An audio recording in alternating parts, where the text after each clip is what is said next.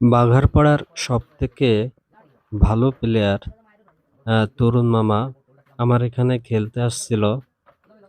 একটি অসাধারণ ক্লিয়ার করে দিলেন।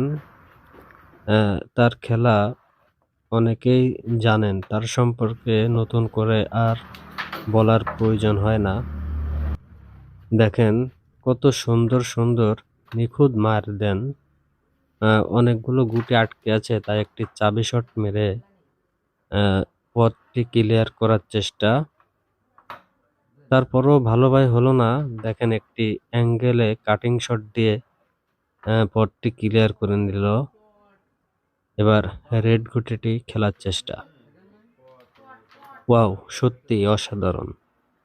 আসলে তিনি অনেক ভালো এবং দামি প্লেয়ার বলা যায়। তার খেলা সত্যি অসাধারণ।